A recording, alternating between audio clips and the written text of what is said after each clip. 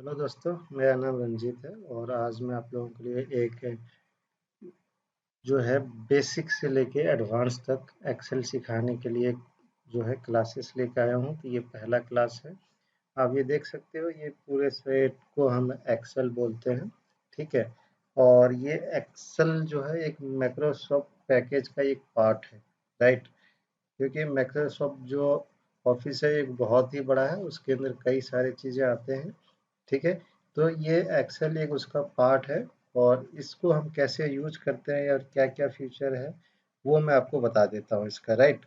जैसे कि ये सेल है और इसको हम इधर को सेल बोल, जो नीचे जैसे कि ये पूरा, ये जैसे क्लिक करा हुआ है तो ये सर्कल जो आया है इसको हम सेल बोलते हैं। रो और कॉलम को मिला के, जैसे कि ये कॉलम है ए बी सी, इसको जो है आप कॉलम बोलते हैं। और 1 2 3 जैसे कि 1 2 3 जो नीचे को आ रहा है इसको हम रो बोलते हैं। तो रो और कॉलम को मिला के हम सेल बोलते हैं, इसको सेल बनता है। ठीक है। तो माइक्रोसॉफ्ट, तुम इसको एक्सेल का सेल बोलते हैं, एक सेल दो सेल ऐसे बोलते हैं इसको, राइट। दोस्तों, तो जिसमें हम इसमें डाटा एंट्री करते हैं, ठीक है। सोल रो और इसको रो और कॉलम को मिला के सेल बोलते हैं, जिसके अंदर हम डाटा एंट्री करते हैं। जैसे कि हमने ये एंटर कर दिया, कुछ लिख दिया, इसको बोलते हैं डाटा। ठीक है। और बात आता है कि इसको हम बोलते हैं क्या क्या है।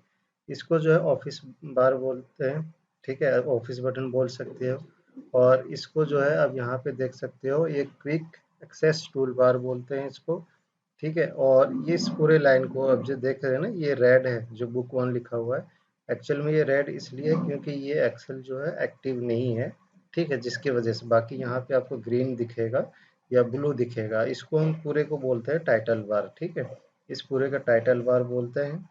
और इसको जो हम बोलते हैं आपको मिनिमाइज, इसको मिनिमाइज बोलते हैं। और ये मैक्सिमाइज बोलते हैं। ठीक है, ये मैक्सिमाइज आपको इसको बोल सकते हो। और ये जो है क्रॉस का होता है। अगर अब मेरे को पूरा सीट ये बंद करना है तो आप इस पे क्रॉस करेंगे तो ये ऑटोमेटिकली बंद हो जाएगा। ठीक है। उसके बाद आते हैं आपका, इस पूरे एरिया को हम रिबन बार बोलते हैं। रिबन बोल सकते हो इसको पूरे को, इस पूरे एरिया को रिबन बोलते हैं। ठीक है, या यहाँ पे देख सकते हो आप। उसके बाद जो है आपका, हम नीचे आते हैं, इसको आप देख सकते हो ये अप डाउन होता है। ठीक है, तो इसको हम बोलते हैं हॉरिजेंटल बार। ठीक है, इसको हॉरिजेंटल बार बोलते हैं,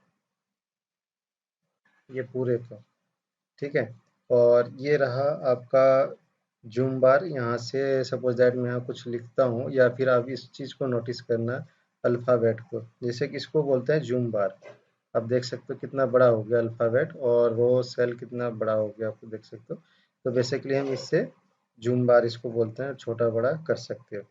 ठीक है। और ये जो है आपका, इसको बोलते हैं हॉरिजेंटल बार, जो कि लेफ्ट राइट मूव होता है इसको। वर्टिकल है ये आपका। ठीक है, वर्टिकल स्क्रॉल बार बोलते हैं, जो कि अप डाउन होगा ऊपर से नीचे। और जो लेफ्ट राइट होता है इसको हम बोलते हैं हॉरिजेंटल स्क्रॉल बार। ठीक है। और इस चीज़ को बोलते हैं फार्मूला बार। ये आप देख सकते हो, यहाँ लिखा भी आता है। अब जैसे आप जो है पॉइंट आप लेके जाएंगे तो ये हवर करता है, इसको बोलते हैं फार्मूला बार। ठीक है। और इसको बोलते हैं सेल, आपको मैंने बता ही दिया था। और इस चीज़ को बोलते हैं टैब। जैसे अभी होम पे हो, होम टैब, इंसर्ट टैब, पे लेआउट टैब, फार्मूला टैब, तो इस चीज़ को हम बोलते हैं टैब। ठीक है। और इस चीज़ को हम बोलते हैं वर्क शीट। जैसे शीट वन लिखा हुआ है तो इसको हम बोलते हैं वर्क शीट। ठीक है। अगर मान लो इस वर्क पे को डाटा आपने एंटर करा है, को काम कर रहे हो और इसमें आपका कंप्लीट हो गया, लगता है कि ये इनफ है, ठीक है, एक प्रोजेक्ट के लिए। फिर दूसरा अगर आप लेना चाहो तो ये प्लस पे आप क्लिक करेंगे, यहाँ पे न्यू शीट आ जाएगा। आप इसको रीनेम भी कर सकते हो। जैसे कि यहाँ पे शीट वन है, डबल क्लिक करेगा तो यहाँ पे आप लिख सकते हो, जैसे कि सैलरी। ठीक है,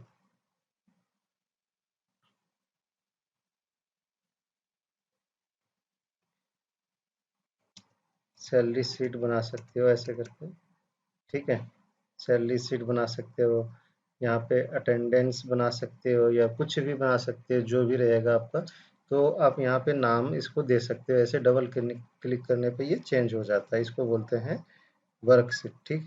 तो अब इसको कैसे यूज करना है वो मैं आपको बता दूंगा, इसके अंदर क्या क्या होता है वो भी मैं सारे डिस्कस करूंगा।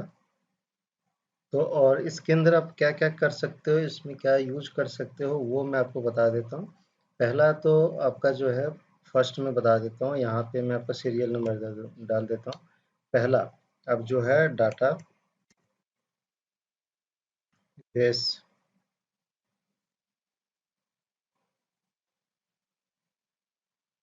डाटाबेस तैयार कर सकते हो। दूसरा जो है आप कैलकुलेशन कर सकते हो।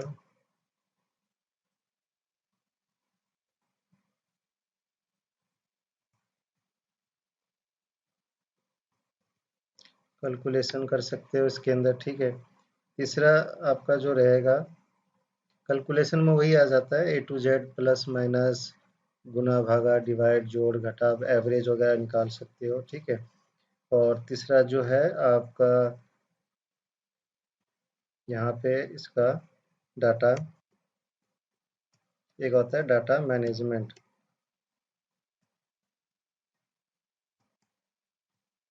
डाटा मैनेजमेंट कर सकते हो डाटा का, ठीक है, इसका। और फॉर्मेटिंग कर सकते हो। चौथा आप इसके अंदर जो है चार्ट, चार्ट क्रिएट कर सकते हो, क्रिएशन, चार्ट क्रिएशन कर सकते हो आप। जो पांचवा आप इसके अंदर filter, filter and, sorry, filter and sorting, sorting कर सकते हो डाटाबेस, डाटा बेस, ठीक है। अगर मान लो कोई बड़ा डाटा है आपके अंदर, इसके अंदर काफ़ी सारे डाटा है और उसमें पार्टिकुलर किसी का डाटा निकालना हो, का पार्टिकल किसी का डिटेल चाहिए हो, तो फिल्टर का हम यूज कर सकते हैं। फिल्टर में फिल्टर लगा के डाटा को सॉर्ट कर सकते हैं, ठीक है। सातवां आपको यहाँ जो छठा आप काम कर सकते हैं इसके अंदर, रिपोर्ट तैयार कर सकते हो। रिपोर्ट्स आप तैयार कर सकते हो किसी चीज़ का, ठीक है। अगर आप अकाउंटिंग का काम करना चाहते हो तो यहाँ आप बजट का काम कर सकते हो, जिस बजट का काम कर सकते हो, ठीक है। और एक होता है इन सारे का, जैसे कि मान लो कोई रिपोर्ट तैयार कर रहे हैं, मान लो आपने ये 7-6 नंबर का रिपोर्ट कोई बनाया है।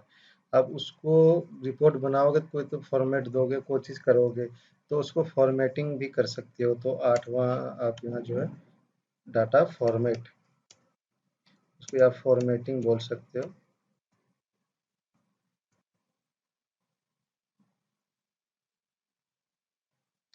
फॉर्मेटिंग, डाटा फॉर्मेटिंग कर सकते हो, ठीक है। तो ये सारी चीज़ें मैं आपको बताने वाला हूँ कि डाटाबेस क्या होता है, कैलकुलेशन कितने प्रकार के होते हैं, डाटा मैनेजमेंट कैसे है, चार्ट क्रिएशन कैसे कर सकते हो, फिल्टर ऑफ सॉर्ट कैसे यूज कर सकते हो, आप रिपोर्ट बजट वगैरह कैसे ये तैयार कर सकते हो, ये सारी चीज़ें मैं आपको बताने वाला हूँ इसके अंदर। और दोस्तों एक चीज़ मैं बता दूं जो कि बाहर बहुत ही ज़्यादा ज़रूरी है, अगर आप एक्सेल सीख रहे हो तो एक्सेल में यूज होने वाली चीज़ें पता होना ज़रूरी है। और सबसे बेस्ट थिंग है कि अगर आप एक्सेल यूज करते हो तो आपको एक्सेल में पता होना चाहिए कि रो कितने हैं और कॉलम कितने हैं, ठीक है। तो पहले अगर 2018 से पहले की बात करें तो काफ़ी कम रो कॉलम्स हुआ करते थे, बट 2007 के बाद से जो है आपका रॉ, जैसे कि मैं बताता हूँ या लिख के बता देता हूँ, रॉ जो है आपका, रोज बोल सकते हैं इसको, रोज जो आपका रहेगा 2007 के बाद आपका रहता है 10,000, 1048,576, ये आपका रो है, ठीक है। इतने इस सीट के अंदर, इस पूरे सीट के अंदर जो रहता है रो, जैसे कि ये यहाँ से क्लिक करेंगे तो ये यहाँ से लेके ये बी सीट तक जितने भी जाते हैं, A B C D, जैसे कि आप मैं दिखाता हूँ स्क्रॉल करके यहाँ से, अगर को सेल लेता हूँ, यहाँ पे क्लिक करा और इसको ऐसे करके हम लेके जाते हैं, तो आप देख सकते हो ऊपर ये जेड तक जाने के बाद ए से दोबारा शुरू हो गया, ए एच, ए आई, ए जे, तो ऐसे करके ये रो जो आपको जाएगा, ये आपका रहेगा इतना। ठीक है। और अगर हम कॉलम की बात करें, कॉलम यहाँ पे लिख देता हूँ, COLUMNS, कॉलम, कॉलम्स जो आपको रहेंगे 16,345। ठीक है, ये आपकी कॉलम्स है और ये आपकी रो है। अगर कोई पूछता है कि आपकी रो कितना है, तो आप बता सकते हो 10,48,576। ठीक है। और अगर कॉलम्स पूछते हैं तो 16,345। ठीक है। ये चीज़ आपको याद रखना है, क्योंकि अगर आप कहीं जॉब करते हो और इंटरव्यू देने जाते हो एक्सेल से रिलेटेड, तो ये क्वेश्चन मोस्टली आता है कि आप रो बताइए कि एक एक्सेल में रो कितने होते हैं। तो आप बता सकते हो 10,48,576, और कॉलम्स जो होता है 16,338। ठीक है।